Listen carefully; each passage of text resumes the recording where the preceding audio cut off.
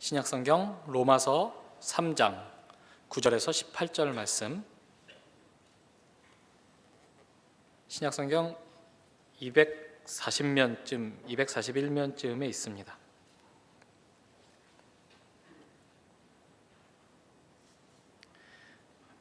읽어드리겠습니다. 그러면 어떠하냐? 우리는 나으냐? 결코 아니라. 유대인이나 헬라인이나 다 죄 아래에 있다고 우리가 이미 선언하였느니라. 기록된 바 의인은 없나니 하나도 없으며 깨닫는 자도 없고 하나님을 찾는 자도 없고 다 치우쳐 함께 무익하게 되고 선을 행하는 자도 없나니 자는 없나니 하나도 없도다. 그들의 목구멍은 열린 무덤이요 그 혀로는 속임을 일삼으며 그 입술에는 독사의 독이 있고 그 입에는 저주와 악독이 가득하고 그 발은 피 흘리는 데 빠른지라. 파멸과 고생이 그 길에 있어 평강의 길을 알지 못하였고 그들의 눈앞에 하나님을 두려워함이 없느니라 함과 같으니라.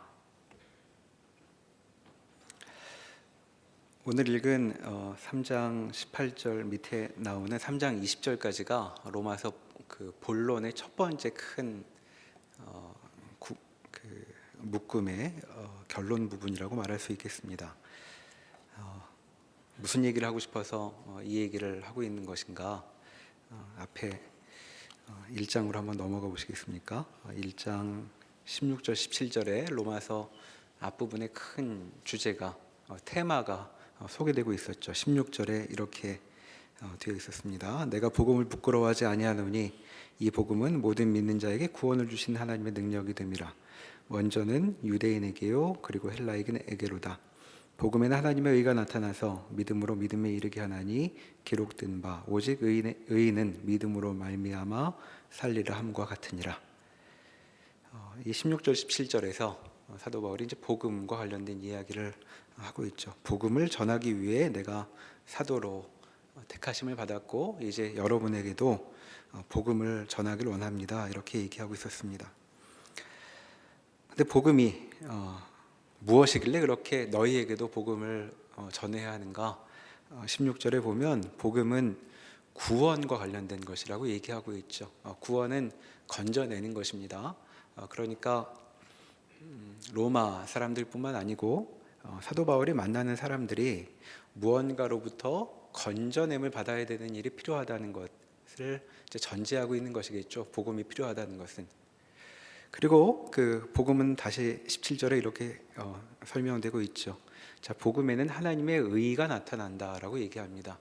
하나님의 의는 뭐 할 때 필요한 것인데 17절 끝부분에 의는 믿음으로 말미암아 살리라라고 말하는 걸 보면 하나님의 의는 살리는 일과 관련된 것이라고 말할 수 있겠죠. 그러니까 복음을 들어야 한다라는 말은 무언가로부터 건져내는 일이 필요하다는 말일 것이고, 그럼 무엇으로부터 건져냄을 받는 것이냐?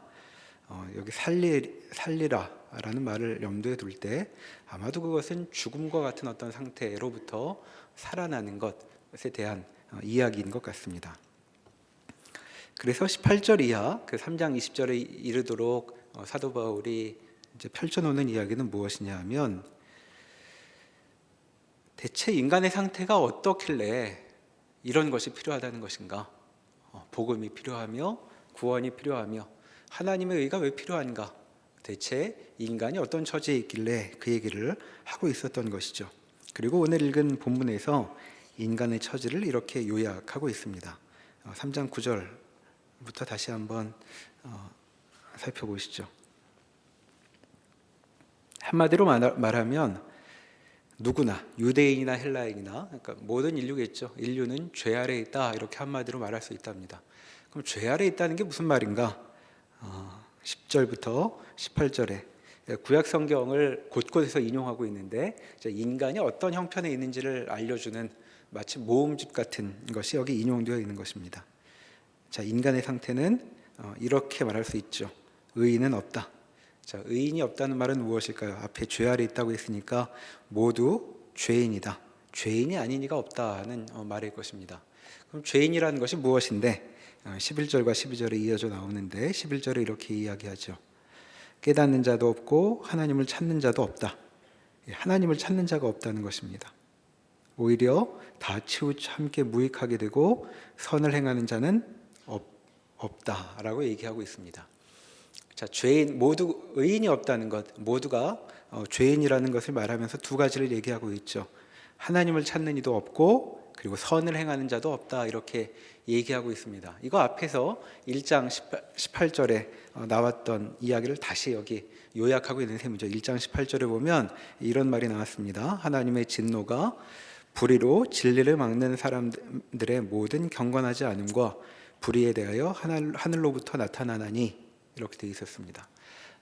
하나님의 진노가 이 세상에 임하여 있는데 자, 무엇 때문인가? 사람들의 경건하지 않음과 불의 때문이다 이렇게 얘기하죠. 자, 경건하지 않음, 불경건입니다. 자, 불경건과 불의 때문에 하나님의 진노가 펼쳐졌다는 것이죠. 자, 불경건이 뭘까요? 3장 11절에서 본 하나님을 찾는 자도 없다, 찾는 자가 없다는 말로 이제 이어지는 얘기입니다. 자, 선을 행하는 자도 없다, 불의하다는 것이죠. 자, 그래서 사람들이 어떻게 살고 있느냐? 다시 3장으로 넘어가 보시면 이렇게 요약이 이어집니다. 자, 하나님을 찾는 자도 없고 선을 행하는 자도 없어서 어떻게 살고 있느냐? 13절에 그들의 목구멍은 열린 무덤이요 그 혀로는 속임을 일삼으며 그 입술에는 독사의 독이 있고 그 입에는 저주와 악독이 가득하고. 자, 입으로 이런 죄를 지으며 산다는 거죠. 말로. 자, 입을 열면 속에서 이런 것들이 흘러나옵니다. 마치 독사가 입을 열면 독이 나오는 것처럼 그렇게 살고 있더라라는 얘기를 앞부분에 하죠. 그리고 이어져서 15절에 그 발은 피 흘리는데 빠른지라라고 얘기하고 있습니다. 그리고 바깥의 행동을 보면 서로를 뜯고 허물고 그렇게 피를 흘리며 살고 있더라라고 얘기하고 있습니다. 그러니까 불경건과 불의는 어떻게 이어지냐 하면 사람이 말로 죄를 범하고 그리고 폭력의 죄를 범하며 안팎으로 삶을 이렇게 만들어가고 있다는 것이죠. 자, 그래서 이렇게 사는 사람의 삶은 어떻게 요약할 수 있느냐? 16절에 이어져 나와 있습니다. 그 길에 파멸과 고생이 있다 이렇게 얘기하고 있죠. 자, 어떤 사람의 길일까요? 죄 아래에 있는 사람의 길입니다. 자, 파멸은 멸망이란 말이고 고생은 비참함이란 말이죠. 자, 인간의 형편이 어떠한가? 비참함 속에 살다가 그리고 멸망이 이르게 되었다라고 얘기하고 있습니다.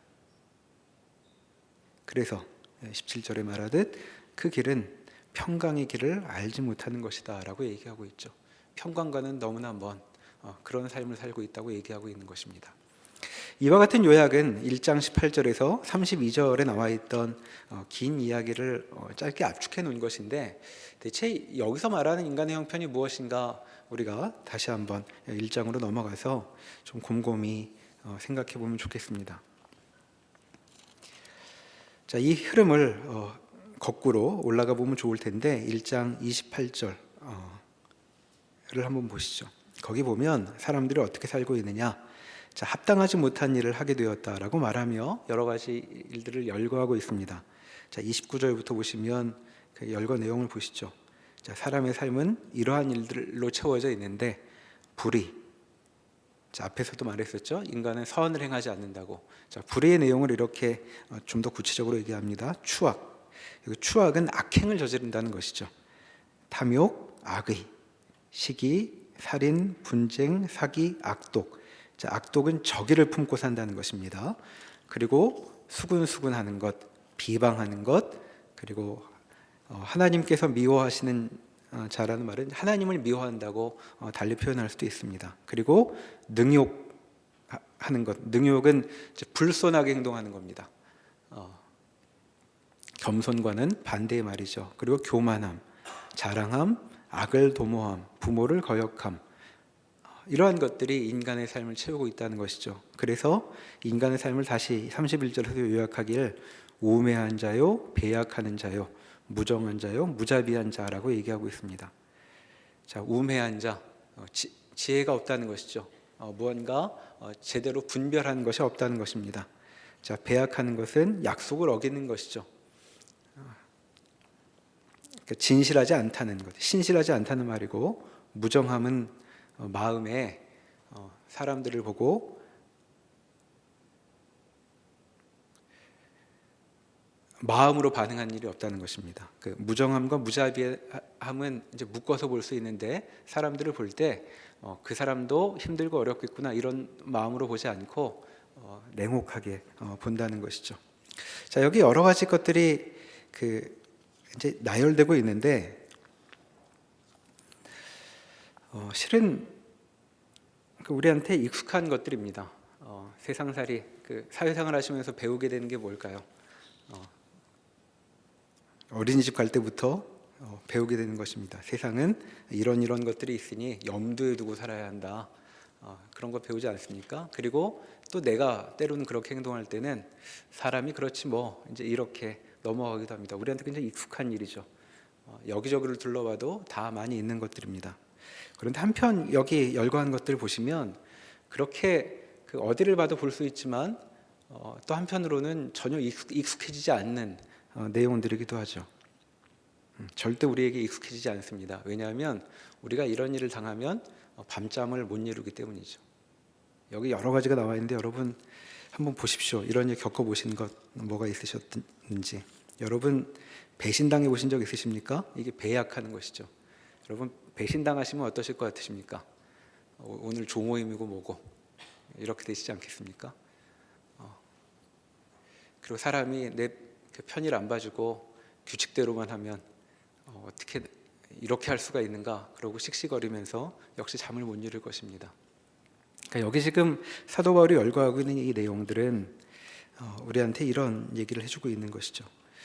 우리 사는 모습을 보니 이러한 것들로 설명될 수 있지 않겠는가? 자, 물론 이것만으로 채워지지는 않다고 우리는 말하고 싶습니다. 우리는 늘 악행만 저지르지 않고 착한 일도 하는 것 같죠. 그리고 늘 탐욕을 부리진 않고 무언가 내주기도 하는 것 같다고 생각을 합니다. 그런데 실은 돌아보면 착한 일, 그리고 서로를 배려하는 일, 그리고 약속을 지키는 일 같은 것은 하루에 몇 번 하지 않기 때문에 기억에 남고 대부분은 안 지키고 못하는 것으로 우리 삶이 채워져 있다는 것 우리가 잘 알고 있죠. 오죽하면 보이스카우트 그 표가 일일 일선이었던 것 같습니다. 하루에 한 가지는 착한 일 하자. 나머지는 뭘까요?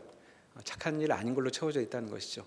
그래도 사람이니 한두 가지라도 좀 착한 일 하면서 살면 좋지 않겠는가?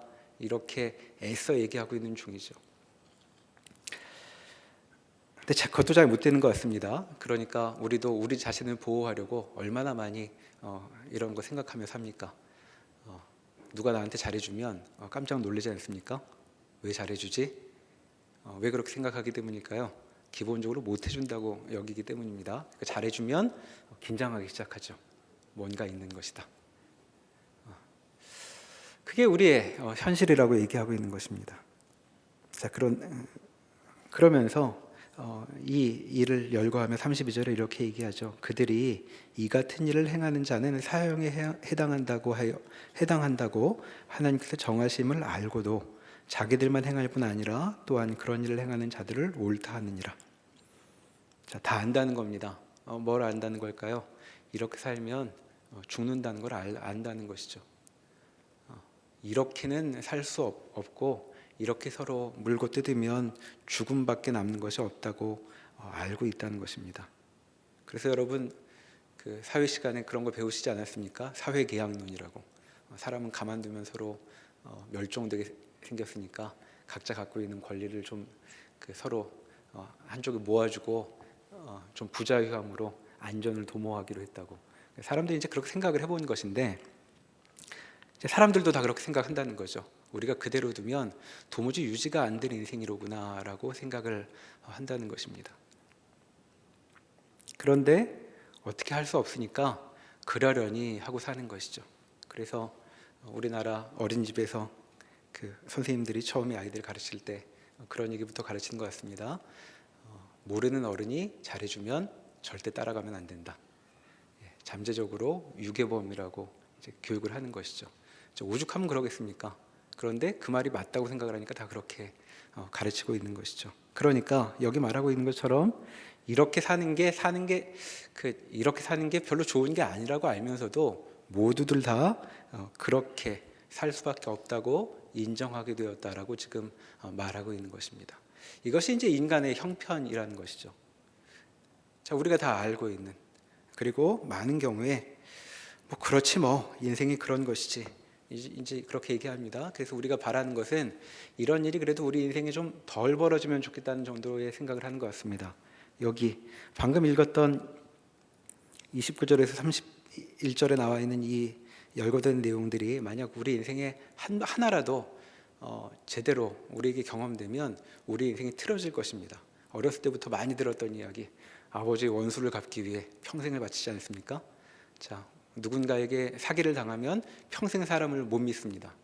자, 개도 주인한테 버림받으면 그 다음 주인한테 마음을 주기 어렵다고 하는데, 우리가 그런 영향 가운데 살고 있는 것이죠.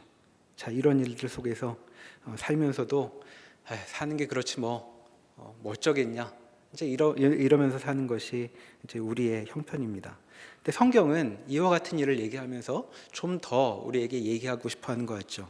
지금 왜 이렇게 살게 되었는가, 이렇게 얘기하고 있습니다. 28절에 1장 28절에 보시면 이렇게 얘기를 이어가고 있죠. 그들이 마음이 하나님 두기를 싫어하며 하나님께서 그들을 그 상실한 마음대로 내버려 두사 합당하지 못한 일을 하게 하셨으니라고 얘기하고 있습니다. 앞에서 18절에서 뭐라고 얘기했냐 하면 하나님의 진노가 이 땅에 임하게 되었는데, 자, 이게 진노가 임하였으니 죽게 된 것이죠. 사형에 해당한다는 것이 그런 말일 것입니다. 자, 이유는 무엇이었냐면 경건하지 못함과 불의함 때문이었다고 얘기하고 있습니다. 근데 28절에서 다시 그 얘기를 말하는 것이죠. 사람들이 마음이 하나님 두기를 싫어하며, 자, 하나님께 경건하지 못하니 하나님이 그들을 하고 싶은 대로 내버려 두셨다는 것입니다. 자, 상실한 마음대로 내버려 두셨더니 하게 된 일, 합당하지 못한 일이 무엇이냐 하면 불의인 것이죠. 불의. 자, 불이란 어떤 것이냐 하면 그 위에 24절부터 27절 사이에 설명되었었습니다. 24절에 보면 하나님께서 그들을 마음의 정욕대로 더러움에 내버려 두사 그들의 몸을 서로 욕되게 하셨으니 이는 그들이 하나님의 진리를 거짓 것으로 바꾸어 피조물을 조물주보다 더 경배하고 섬김이라. 주는 곧 영원히 찬송할 이시로다. 자, 여기서 불경건을 얘기하면서 이제 불의로 넘어간 것을 얘기하고 있는데, 불이란 뭐냐 하면 26절에 하나님께서 그들을 부끄러운 욕심에 내버려 두셨으니 곧 그들의 여자들도 순리대로 쓸 것을 받고 영리로 쓰며 그와 같이 남자들도 순리대로 여자 쓰기를 버리고 서로 향하여 음욕을 부릴 듯하며 남자가 남자와 더불어 부끄러운 일을 행하여 그들의 그릇 때문에 상당한 보응을 그들 자신이 받았느니라 라고 얘기하고 있습니다. 여기 불의를 얘기하고 싶은 거죠. 그러니까 원래 그 불이란 뭐냐 하면 여기 보면 무슨 동성애 얘기를 하는 것 같은데, 지금 이와 같은 얘기는 그 사례로 열거된 것입니다. 지금 26절과 27절이 강조하고 있는 바는 뭐냐 하면 순리대로 행동하지 않고 있다는 것이죠. 여기 뭐 보면 여자들을 쓰고 남자들을 쓰고 이제 이래서 무슨 쓰는 문제 같은데 사람을 쓴다는 그런 얘기가 아니고, 이상하게도 사람들이 순리대로 행하지 않게 되었다는 것입니다. 자, 순리란 원래 합당하게 원래 행동해야 하게 만들어진 방식과는 다른 방식으로 서로를 대하게 됐다는 것이죠. 그리고 그렇게 행동하게 되었다는 것입니다.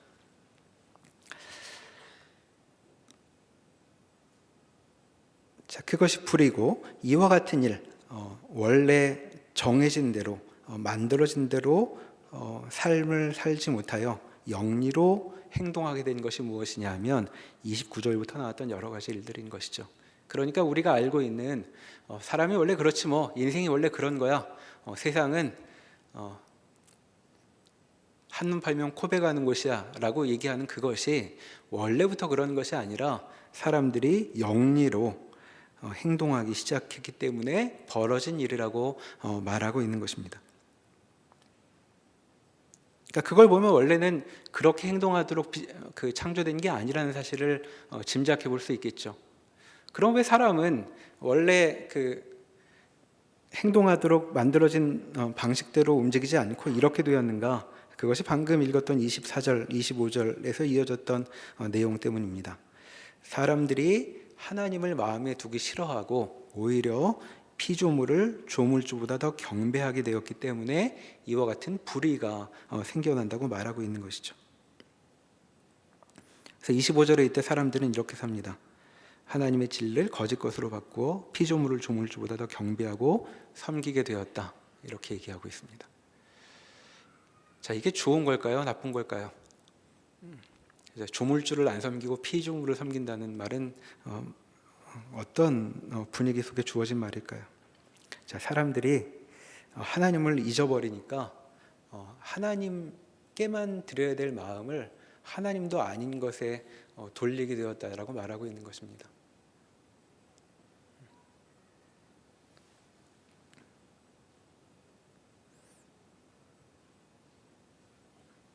마치 어린아이들처럼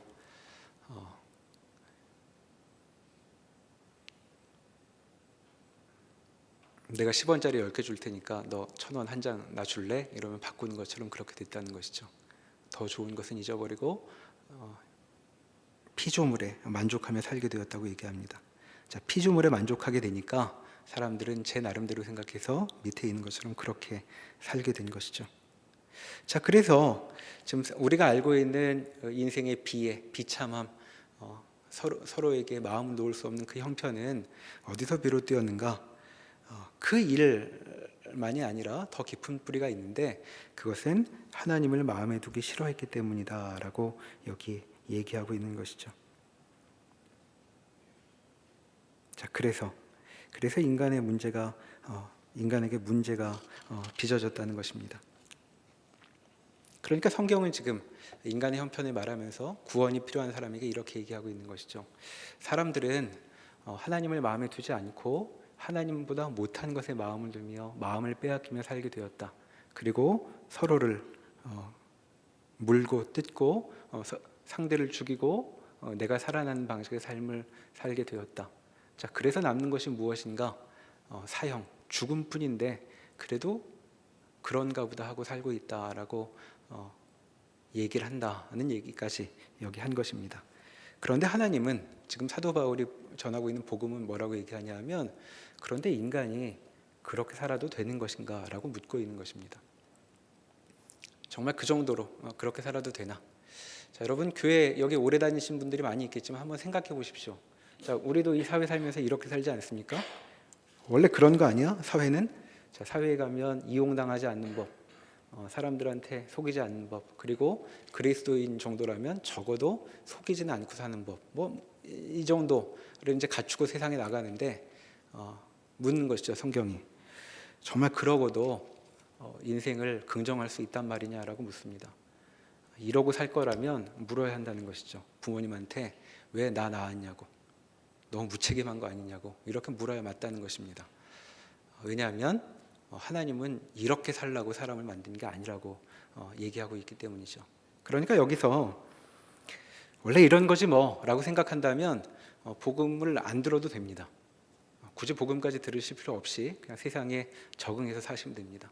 나이 들면 나이 드는 대로 그렇게 살다가 가는 거지 이렇게 생각한다면 복음을 굳이 들으실 필요 없습니다. 왜냐하면 아시는 것처럼 성경은 우리가 감당할 수 있는 것보다 더 많은 얘기를 꺼내기 때문이죠. 그러니까 이쯤에서 제가 제 인생 이 정도로 받아들입니다 라고 하면 더 안 들으셔도 됩니다. 그런데 이상스럽게도 사람들은 다 괜찮다는데 인생이 뭐 이래? 라고 물으신다면 이제 성경 얘기를 들으실 필요가 있는 거죠. 왜냐하면 성경 그걸 문제 삼고 있으니까. 복음 들으라고 하는 건 이렇게 살면서 만족할 수는 없다라고 말하는 것입니다.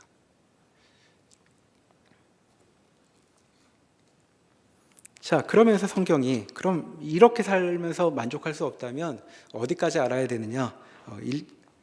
1장 18절까지 올라와야 되는 것이죠. 사람은 죽음에 놓여 있는, 죽음을 빚어내는 인생을 살고 있는데 그 죽음을 빚어내는 인생은 경건하지 못함에서 비롯되었고, 그리고 경건하지 못함, 한 번도 생각해 본 적이 없는데 하나님을 기억하지 않으면 우리 인생은 제대로 규명되지 않는다는 사실을 기억하게 될 때에 비로소 복음이 우리에게 무슨 말을 하려고 하는 것인지, 그리고 복음이 우리에게 해결하려고 하는 문제가 무엇인지를 이제 생각해 볼 수 있게 되는 것입니다. 자, 여기까지를 얘기하면서 그 1장은 인간이 과연 이렇게 살다가 끝날 수 있겠는가? 인간 정말 이렇게 살면 죽음뿐이지 않겠는가라고 묻고 마무리가 되죠.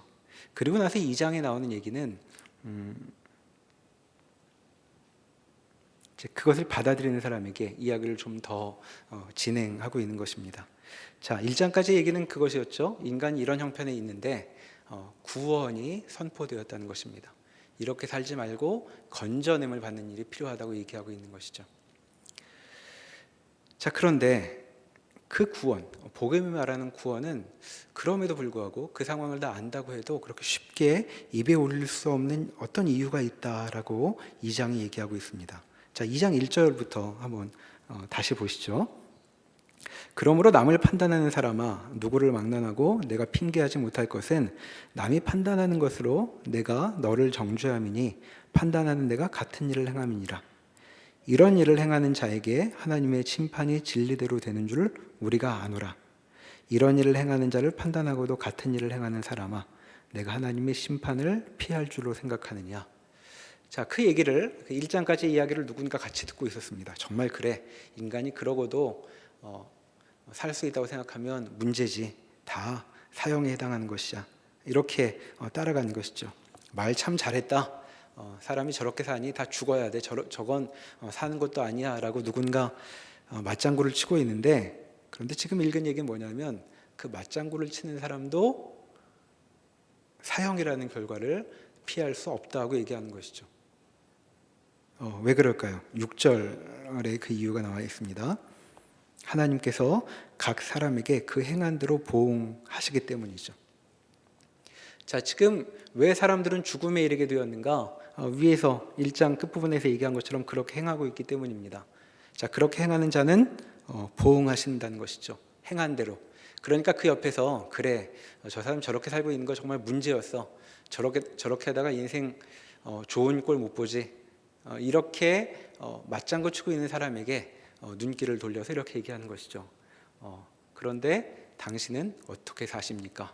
라고 물었더니 똑같이 살더라는 거죠. 자, 그럼 그 사람에게도 사형이 기다리고 있을 것이다 라고 얘기하고 있는 것입니다. 그러니까 구원은 지금 인간이 만든 문제, 자, 인간의 문제는 뭐였냐면 죽음에 이르는 일들을 행하고 있는 것이었죠. 자, 죽음에 이르는 일들을 행하고 있고, 그 일은 행한 대로 결과를 주시는 하나님의 섭리에 따라 이루어지는 결과라고 얘기하고 있습니다. 자, 그러니까 옆에서 그걸 보고 저렇게 살면 안 돼, 난 좀 다르게 살 거야 라고 마음먹는 그 사람도 그 판단으로부터 자유롭지 못할 것이라고 얘기하고 있는 것이죠. 자, 여러분들은 어떻게 사십니까? 나는 저 정도로 살진 않지 라고 얘기하고 싶은데 그렇게 안 살기로 생각을 하신 것입니까? 안 살고 계신 것입니까? 여러분들은 자비가 많으십니까? 무정하지 않으십니까? 이렇게 물어본다면 여러분 뭐라고 답하시겠습니까? 난 무자비하지 않으려고 노력하고 있어요 라고 답할 수 있겠죠. 자, 그 사람을 기다리고 있는 건 뭘까요? 자, 무자비하게 사는 사람에겐 죽음이 기다리고 있는데 무자비하지 않게 살고 싶은 사람에겐 뭐가 기다릴까요? 바라진 않으나 죽음이 기다리고 있습니다. 그런 얘기가 여기 나와 있는 것이죠. 자, 그런데 이들은 누구냐 하면, 이렇게 얘기하는 사람은 4절처럼 얘기하는 사람입니다. 2장 4절에 보면 혹 내가 하나님의 인자하심이 너를 인도하여 회개하게 하심을 알지 못하여 그의 인자하심과 용납하심과 길이 참으심이 풍성함을 멸시하느냐, 이렇게 얘기하고 있습니다. 자, 2장 전체의 이 남을 판단하는 사람은 누구냐 하면 나중에 보면 유대인이라는 것이 밝혀지죠. 자, 유대인이 지금 뭐라고 얘기하냐면 그래, 정말 이방인들 문제야 이렇게 얘기하고 있는 중입니다. 그러면서 자기들은 뭐라고 얘기하냐면 우리는 하나님의 인자하심과 용납하심과 길이 참으심이 풍성하였다고 얘기하죠. 우리는 저들과는 다른 존재라고 얘기하는 것입니다. 우리는 그렇게 사랑받은 존재라고 얘기하고 있는 것이죠. 자, 그런데 5절은 그런 사람, 그렇게 스스로 언약 관계에 있는 독특함, 하나님과의 특별한 관계를 맺은 사람에게 뭐라고 얘기하냐면 오히려 너는 진노를 쌓고 있다라고 얘기하고 있습니다. 왜냐하면 하나님은 행한 대로 보응하시기 때문이다라고 말하고 있는 것이죠. 자, 하나님이 특별히 사랑하셔서 그의 백성을 부르셨다면 구원받는 거 아니냐라고 물을 수 있겠죠. 그런데 지금 뭐라고 얘기하냐면 그럼 구원 못 받는다고 얘기하는 것입니다. 자, 하나님이 사랑하시면 구원받는 게 아니라고, 죽음을 피해갈 수 있는 게 아니라고 얘기하고 있는 것이죠. 그러니까 언약 관계에 있든 아니든 중요한 것은 그 행동을 하지 않아야 하는 것입니다. 어떤 행동? 앞에서 말한 그와 같은 행동. 왜냐하면 그와 같은 행동은 그런 일을 하면 벌을 받아 죽는 것이 아니고 그냥 죽음을 불러일으키는 행동이어서 그렇습니다. 그러니까 그런 행동을 하지 않는 한 인간에게는 아무런 소망이 없는 것이죠.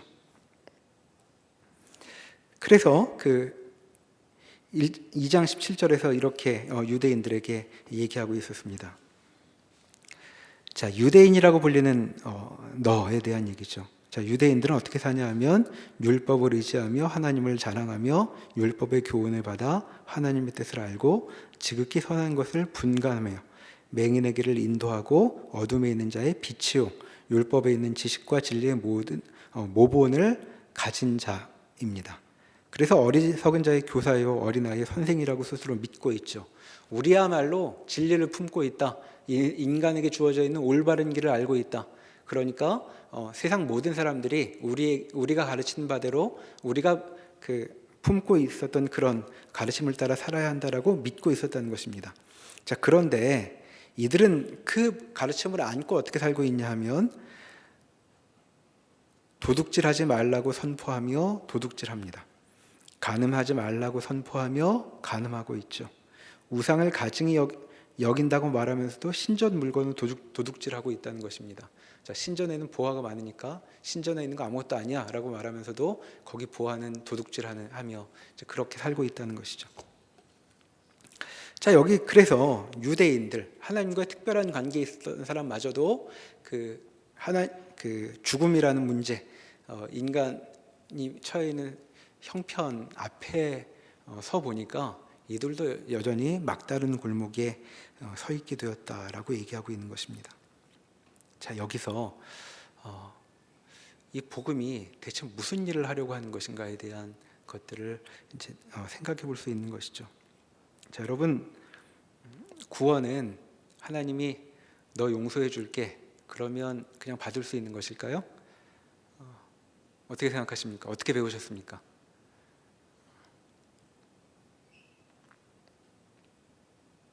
내가 용서해 주마 그러면 용서 받을까요? 그렇게 용서 못 받습니다. 지금 1장, 2장 얘기가 그 얘기입니다. 왜냐하면 용서를 받는다는 것은 죽지 않고 사형에 처하지 않고 생명의 길로 간다는 것인데 생명의 길로 갈 수 있는 방도는 한 가지뿐입니다. 뭐냐면 생명을 일으키는 방식으로 살아야만 그 길로 갈 수 있는 것이죠. 그러니까 정반대로 가면서 난 생명이 주어져 있어 같은 말을 할 수 없는 것입니다. 그러니까 지금 1장과 2장이 내내 우리가 보여주고 있는 바는 인간이 이런 문제에 처해 있는데 어쩌면 좋단 말인가 하고 묻게 되는 것이죠. 자, 인간이 어떻게 돼야 되는데 해결이 되려면 이렇게 돼야 된답니다. 2장 이어서도 보시면 26절입니다. 26절에 그런즉 무할례자가 율법의 규례를 지키면 그 무할례를 할례와 같이 여길 것이 아니냐. 자, 무슨 얘기냐 하면 이방인이라도 율법을 지킨다면, 자, 율법은 생명으로 나아가는 방도였습니다. 율법을 지키면 무할례를 받아도 할례 받은 자처럼 생명의 길이 열릴 것 아니냐라는 말이죠. 27절 반대로 본래 무할례자가 율법을 온전히 지키면 율법 조문과 할례를 가지고 율법을 범하는 너를 정죄하지 않겠느냐. 그러니까 지금 나는 하나님의 언약 백성이야 라는 말 말고 어떻게 살고 있는지를 보여라 이렇게 물을 것이라는 겁니다. 그러니까 중요한 것은 무엇이냐 하면 표면적 유대인이 아니요 표면적 육신의 할례가 할례가 아니니라 라고 얘기하고 있습니다. 지금 중요한 것은 하나님과 어떤 관계를 맺었느냐 이전에 과연 그가 유대인들에게 요구된 그런 행동을 하고 있느냐 앞에서 보았던 것처럼 불의, 추악, 탐욕, 악의 같은 것과는 반대의 길을 걷고 있느냐, 그것이 있어야만 하나님께서 원래 의도하셨던 일이 이루어질 것이다. 이제 이렇게 얘기하고 있는 것이죠. 자, 그렇게 했더니 3장 9절처럼 결론에 이르게 되는 것입니다. 그럼 어떠하냐? 누구나 유대인이나 헬라인이나 다 죄 아래 있다고 선언하게 된다는 것이죠. 자, 죄 아래 있다는 말은 무엇일까요? 사형으로 끝난다는 것입니다. 죽음으로. 그냥 그렇게 살다가 끝날 거라는 것이죠. 자, 왜 그럴까요? 그대로 사니까. 여기 있는 것처럼 하나님을 기억하지 않고 그 불의한 것으로 인생을 채우고 있으니까. 그러니까 이 3장 20절까지 진단을 우리가 제대로 따라오면 어떤 결론에 이르냐 하면, 살면 살수록 손해입니다. 왜 그럴까요? 하루 살수록 사고를 더 치니까. 자, 어제보다 오늘 또 내일 열리면 열릴수록 일이 커져갑니다. 자, 불의가 쌓여져 가죠. 계속 쌓여져 갑니다. 어쩌면 좋을까요? 우리에게 주어져 있는 길은 무엇일까요? 이 답은 뭐냐 하면 3장 20절에 나와 있듯 3장 19절이죠. 이는 모든 입을 막고 온 세상으로 하나님의 심판 아래 있게 하려 함이니라 라고 되어 있습니다. 답이 없다는 것이죠. 답. 대체 어쩌면 좋을 것인가? 여러분 각자의 삶에 내가 이 모양보다는 좀 더 훨씬 바람직한 모습으로 내 인생을 채우고 싶은 소망이 우리에게 있습니다. 그래서 아침 일어날 때마다 생각을 하죠. 오늘은 어제하고는 좀 다르게 살아보리라.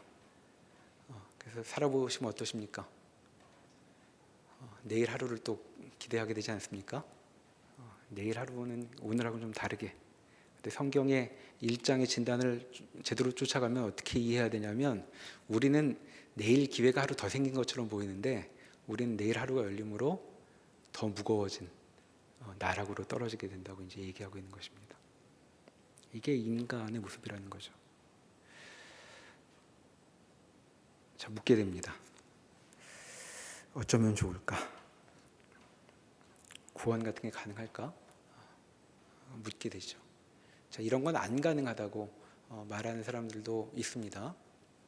예전에 노벨 경제학상 받은 한동안 받았던 분들이 그런 얘기했죠. 사람의 행동을 분석하면서 사람은 왜 착한 일을 할까? 다 자기 만족을 위해서다.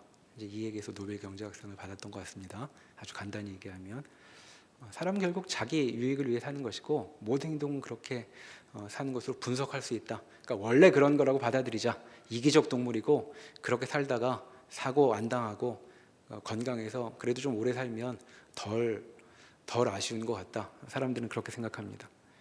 자, 여러분들 정말 그렇게 동의하십니까? 그렇게 살면 되는 걸까요? 그렇게 살면 만족하시겠습니까? 자, 이대로 한 50년 더 사시면 좋으시겠습니까? 연금 받고 죄 짓고 사시면 좋으시겠습니까?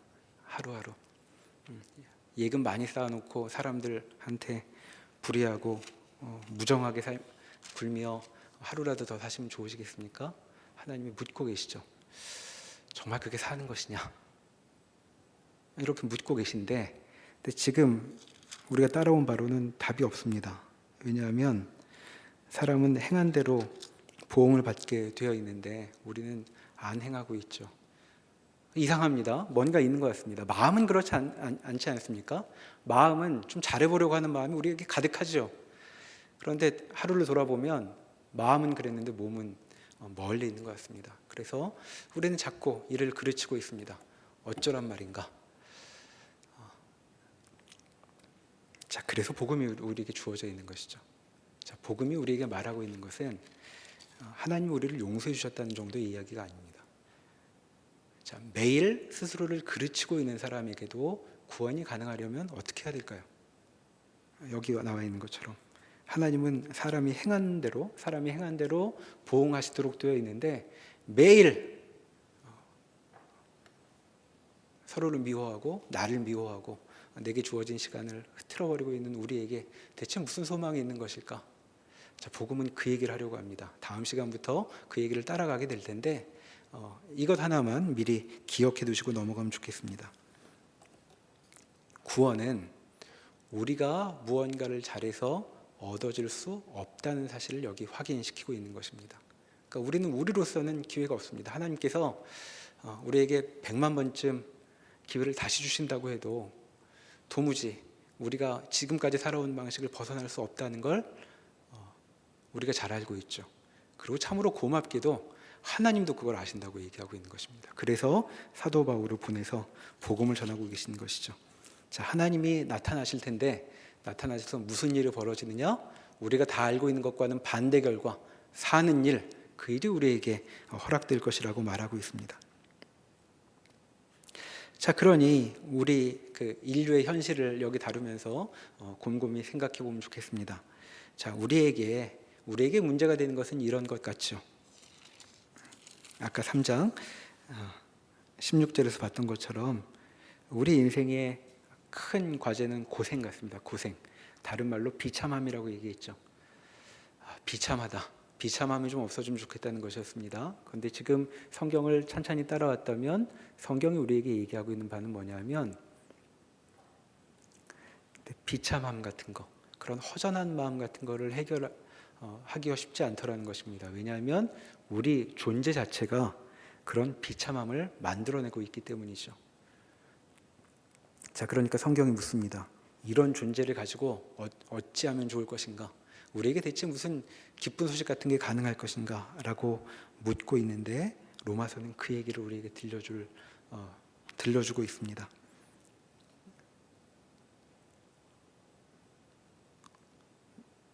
서로에게 실망하고 나 자신에게 실망하고 이 세상에 실망한 이들에게 구원의 소식을 전하고 있는 것이죠.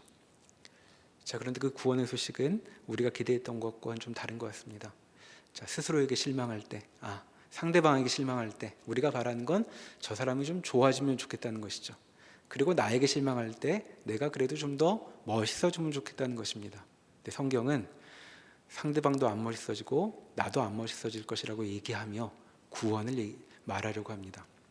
과연 그것이 어떠한 것일지, 자, 로마서를 따라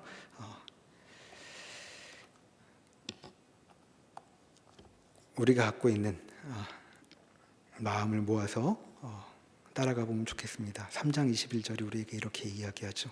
그런데 이제는 율법 외에 하나님의 한 의가 나타났다고 얘기하고 있습니다. 율법 외에.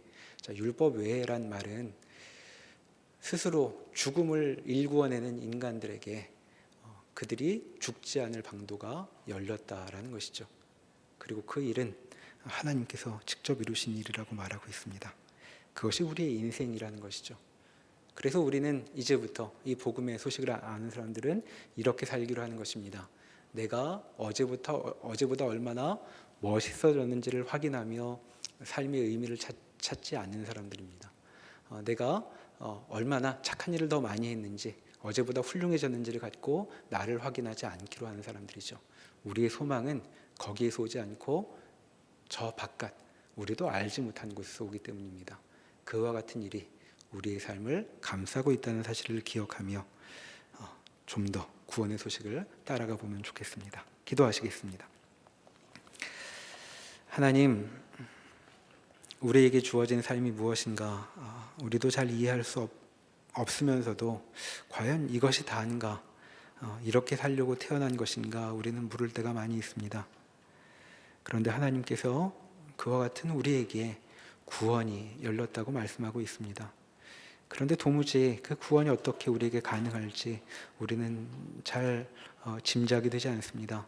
주의 말씀을 따라 우리에게 열린 이 소식, 우리에게 열린 이 새로운 세계가 무엇인가 따라가 보려고 합니다. 하나님 함께하여 주셔서 구원의 소식을 받은 우리가 어떠한 자들인지 밝히 보여주시고, 그리고 그와 같은 존재로서 살아가는 복도 허락하여 주시옵소서. 예수님의 이름으로 기도합니다. 아멘.